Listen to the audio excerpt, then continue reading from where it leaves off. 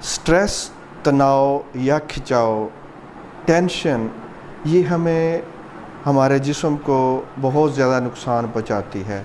अगर कोई इंसान लगातार स्ट्रेस, टेंशन या खिंचाव का शिकार रहता है तो कोई ना कोई जिस्मानी बीमारी उसको लग जाती है। तो इस सिलसिले में ये बात जानना कि स्ट्रेस हमारे जिस्म का नुकसान करता है, हमें बीमारी में ले जाता है, ये एक बहुत बड़ी बात है, बहुत बड़ा नुकसान है।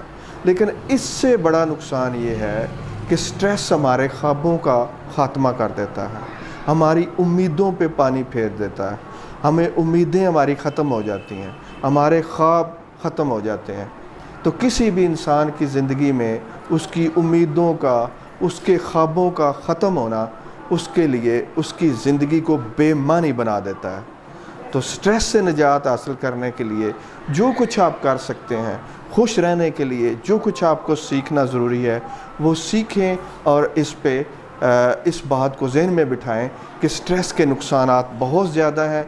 आपको कोशिश ये करनी है कि खुश रहना सीखना है। Thank you very much for watching this video.